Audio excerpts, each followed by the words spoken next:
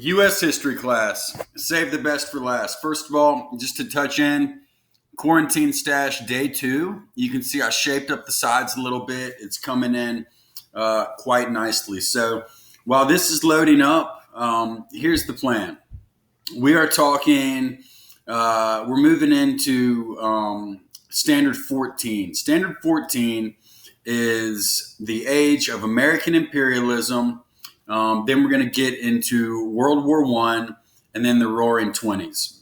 But Standard 14 is all about the age of American imperialism. So this might make you happy. It might make you sad, but the format of the class is going to be pretty similar to how it was before, in that I'll be giving some sort of a lesson or a lecture, and then you'll have a small assignment after it. This is a great opportunity for us because we've been working on this to begin with. We're ready to roll, and I think online learning is kind of the way of the future. So let's get to it, shall we? I'm going to post these things on your class page. There'll be a link to a YouTube page. I now have 2 followers, so I think that makes me an influencer. And I do like this being online because I can't see the look of disgust on your face when I make a joke like that. So pros and cons to everything, Having said all of that, let's get going. Today we're looking at how did America's role in the world change from 1890 to 1914. From 1890 to 1914, the U.S. expanded its role in world affairs and gained new overseas colonies, right? So up until that point, up until we become a country in 1776, we're trying to figure things out there for the first several decades. What's our federal government going to look like? How much power should states have? Eventually, that boils over into a civil war that we just talked about. So really, for the first around 100 years as a country, we had other stuff to worry about. We had things going on at home. So we really didn't spend a ton of time, basically any time, as, sort of flexing our imperialist muscle beyond taking the United States from the Native Americans. So in that sense, we've been an imperialist nation since the get-go, but I guess technically that was English imperialism. So we won't hold that one against us. During this era, we start to see, a major expansion in that. We get islands in the Pacific, 1867. We get Alaska. We already mentioned that. But the point is, we get the Philippines. The point is, we're expanding. Don't worry about this class activity. That's something that, I may have had you turn in, but we'll just go through it together. So, was this a radical shift from previous U.S. foreign policy? Well, let's take a look at foreign policy through the ages. GW, the guy that started it all, he says the great rule of conduct for the U.S. in regard to foreign nations is in extending our commercial relations to have with them as little political connection as possible. 'Tis our true policy to steer clear of permanent alliances with any portion of the foreign world. That's Washington as he's leaving office. Those are sort of his parting thoughts. You can see he recognizes the importance of international relations when it comes to trade. It was very much a global economy even in 1796. Not the way it is now, but it was. So Washington was perfectly clear that that was a necessity. But what he specifies is he wants to keep political connection to a minimum. He has more of an isolationist policy, does Washington. Monroe, we're jumping ahead to the fifth president. Monroe says the American continents are henceforth not to be considered as subjects for future colonization by any European powers. We should consider any attempt on their part to extend their system to any portion of this hemisphere as dangerous to our peace and safety.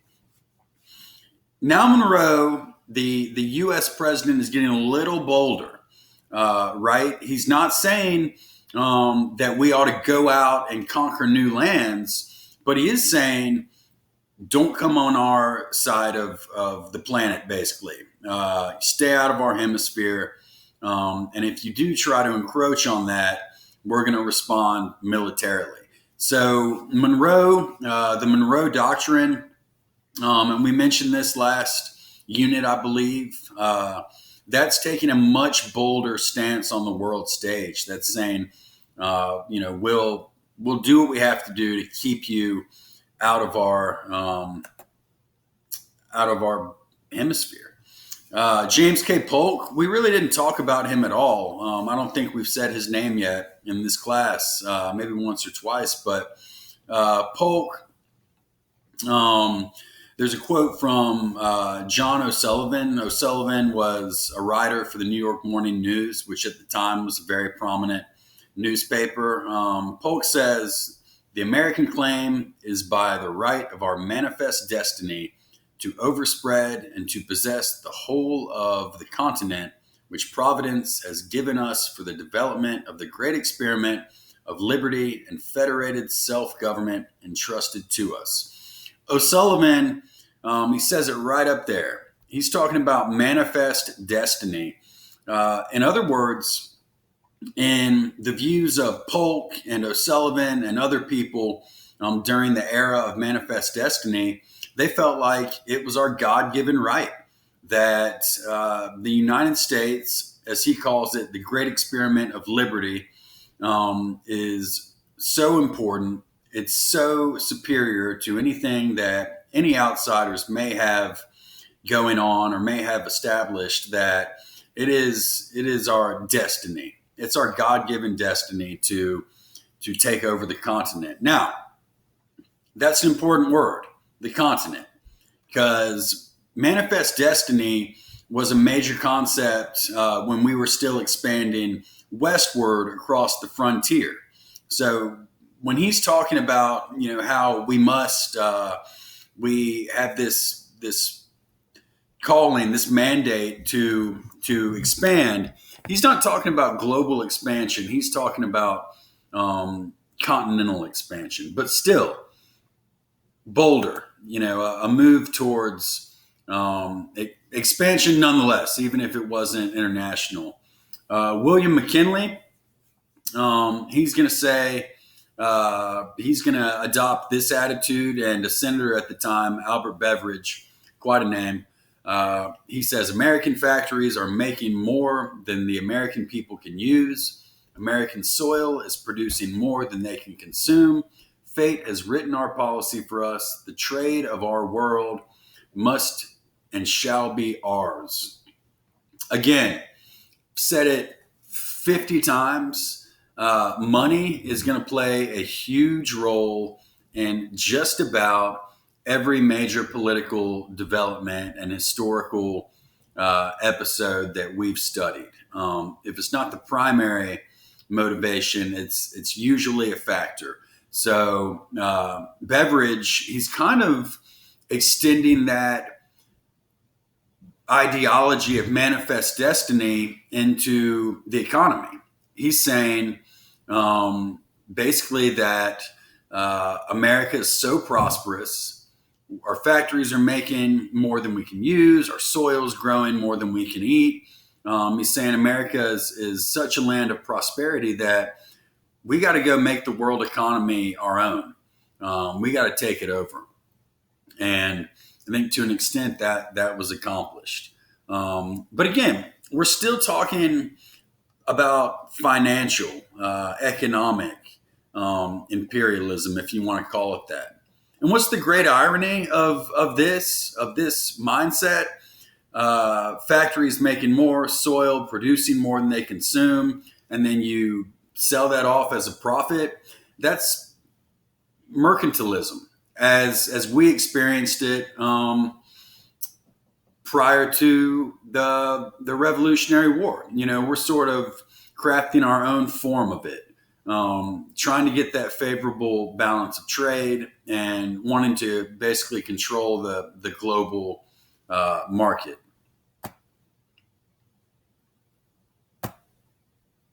We know this, right? Uh-oh. When the USA is brand new, we're all east of the Mississippi. Um, just the 13 colonies, the same ones you've been studying since you were a little kid.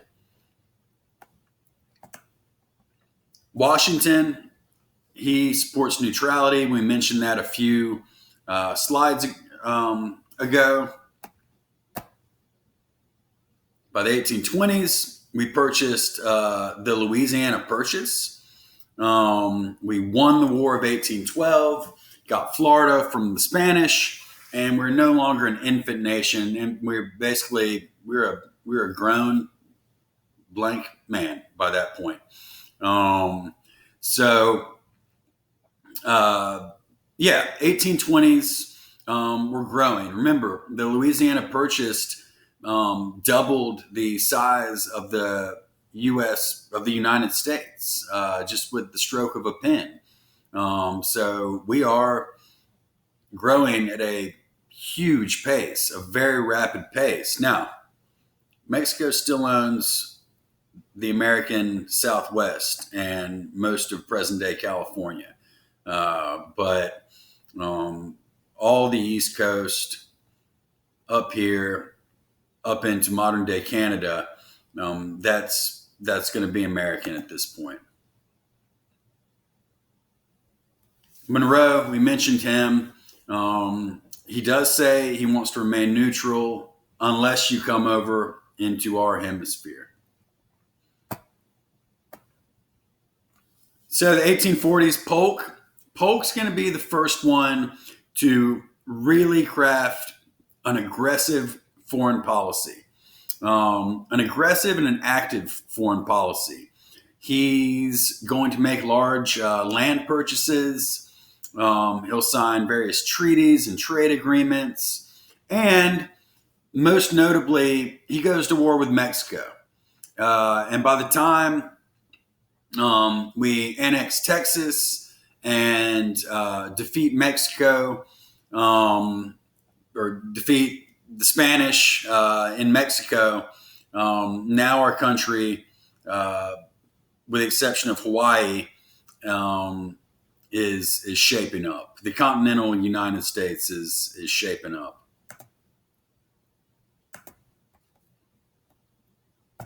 If you remember, we talked about the Gilded Age right before we left for spring break. Very briefly, I mentioned that the Gilded. When you hear Gilded, that means gold. So we call this the Gilded Age because it was a time of growth and expanding power and booming economic expansion. Just a time of great prosperity for the U.S. And we're going to increase that imperial power. By the way, it's spelled with an I. When we see imperial, just think empire, just going out, conquering or annexing or purchasing new land, expanding your empire. So we get Alaska, which is significant for several reasons. Maybe most notably, it's very oil rich. We get Hawaii, Guam, Puerto Rico, the Philippines, and we take the lead on constructing the Panama Canal, which again, that's going to make a big difference with sea trade. It's going to allow us to trade much more efficiently and to travel more efficiently. If we look down here, that lets us go right through. So that's important. You no longer have to go around South America. Hawaii, we'll talk about this a little later, but it's kind of the best kept secret of American politics. Is that we kind of took Hawaii in an armed takeover. When we took control, they had a queen, they had their own queen, but we put pressure on them in such ways to really make it impossible for them to continue as a sovereign nation. So, but hey, we got some awesome beaches, so I guess it worked out. So again, we won't talk too much more about this, but uh, we're expanding. You can see Uncle Sam here. He's a baby. Then he's preteen. Then he's a tiny man, growing, getting fatter. Now he's a big old fat cat puffing a cigar with what I'm going to guess is a merchant ship under his arm. So taking over territories overseas, and now we no longer view ourselves as the little brother of these other European powers. For as long as we had been a country, it had been all about Britain, France, and Spain, and to a lesser extent, Portugal. But really, Britain, France, and Spain were the three top dogs. By the time the Gilded Age rolls around, the U.S. has officially announced their presence on the global stage. I have to watch myself teach you guys, and I see what you see, and it's tough to look at sometimes. Americans wanted to imperialize for several reasons, and we're not going to worry about this small group discussion down there. Number one, need new raw materials.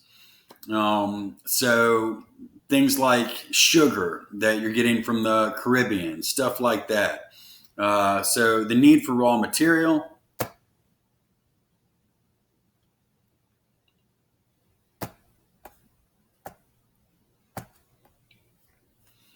We had exhausted our territory in the United States. We were a country from sea to shining sea. So there's no new land at this point in the continental U.S. to expand. And I think we had expansion fever. We had this still had this mindset of manifest destiny. Um, Wanted to keep up with the Joneses or keep up with the other superpowers. And you can see colonial empires, it's a little hard to tell the blues and reds apart. But Belgium and France both had a presence in Africa. Great Britain, of course, controls India. At this point, they had Australia as well. The Germans, their empire had weakened, but they have present day Germany and then several territories in Africa. The Spanish, we had kicked them out of the United States, but they still controlled Mexico, Central America, and South America. That's why most nations, not all, but most in South America speak Spanish. So, yeah, the U.S. is looking at this and thinking, we're the top dog now. We're at least in the conversation. So we need to keep up. Along comes Admiral Alfred Mahan. Mahan is a Navy man, and he feels like the U.S. Navy is out of date. He thinks that, remember, when we beat the British, we beat them despite the fact that they had a far superior Navy.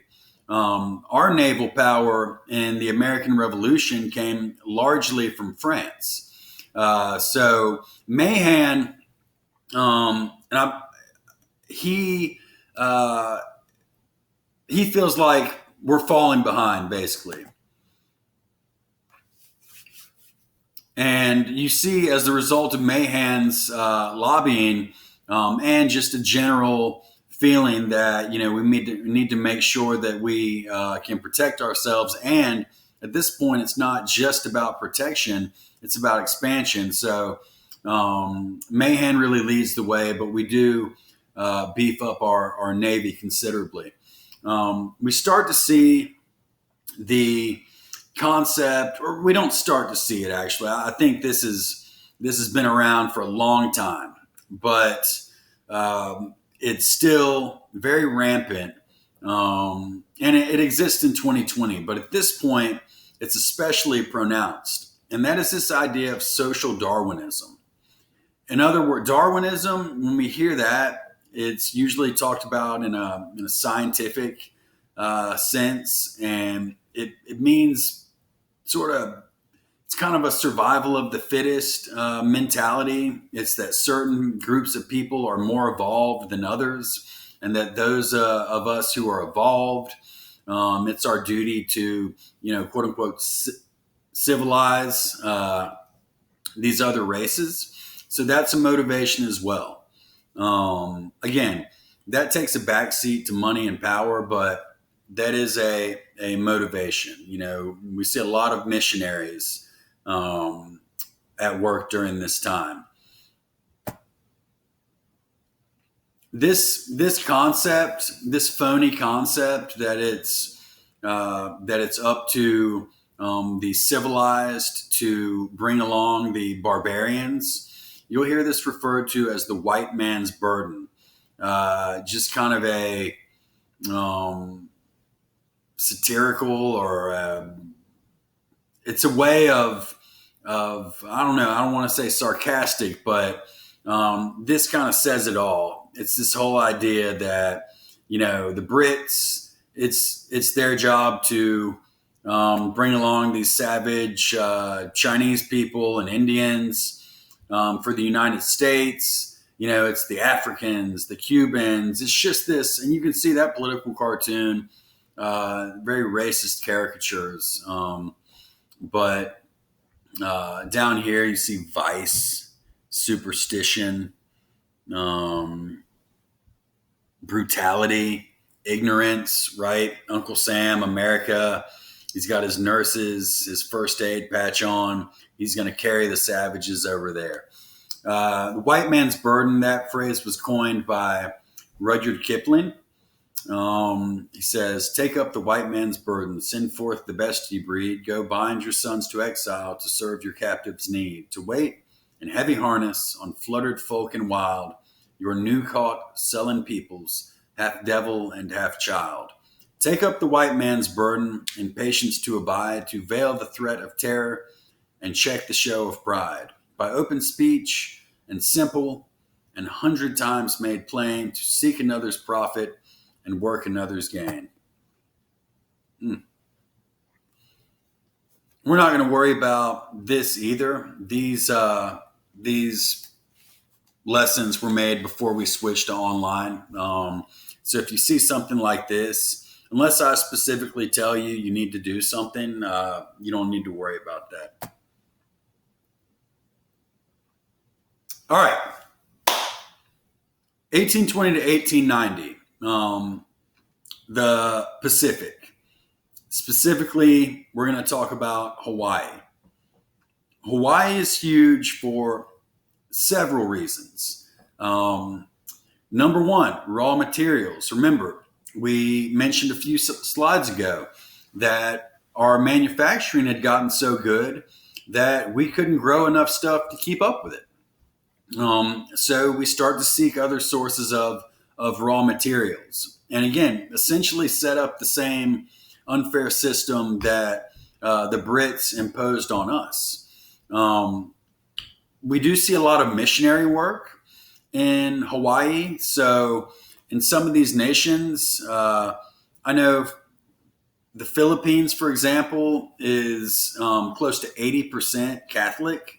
there's no reason that someone in the Philippines would have heard of Jesus unless an American or a European um, brought it to them, basically, at this point in the 1820s. So the missionaries did have some success and significant success in spreading the Christian message, but that's not why the United States government was sending giant ships and naval vessels to Hawaii. It was about starting plantations and getting raw materials. This woman, Queen Liliuokalani, I actually had to read a whole book on her. Excuse me, I got to read a whole book on her in college. But she's in power at this point. She takes over from her father, if I'm not mistaken, and she's going to try to lessen the influence of wealthy Americans living in Hawaii. Hawaii at this point was not a state. These Americans are not technically political figures in Hawaii. They're not elected representatives, but they control the money. They are tremendously powerful. So Queen Liliuokalani is going to try to reduce that impact. What's the result of that? She's overthrown. She's overthrown in 1896, and in 1898, Hawaii is officially annexed. But you can see here, prior to being overthrown, I mean, they had their own currency. They were a sovereign nation. So, not our worst episode as a nation, but probably not our best either. But still, that sort of thing was pretty typical at the time, at least by world superpowers. So we talked South America, Central America, Africa. We really haven't talked a ton about imperialism going into China. China had done a very good job at isolating themselves. They were geographically isolated, and they just had a policy, a policy that was generally hostile to foreign influence. But we do start seeing, as the 20th century approaches, we do start seeing more outside influence in China. And again, it's all about access to trading ports. If the Chinese don't allow foreign vessels, foreign merchant ships to enter their ports, that means those ships can't sell their goods. They can't get raw material. So it was all about access to the ports, to the shipping ports. 1899, the U.S. declares an open policy in China, allowing free trade by any nation in any port. So I don't know if you caught the wording of that, but the U.S. declared an open door policy in China. The United States is making a policy to govern how China is going to handle their trade.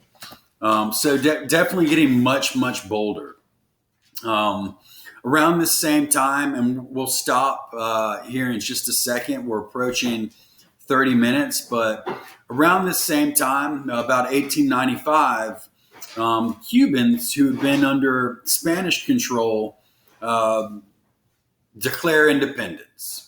This is about 130 years after the U.S. Revolutionary War, which did inspire people all over the world. It's one of the main impetuses for the French Revolution, and the Cubans see that and they try to revolt. But remember, Spain is a superpower.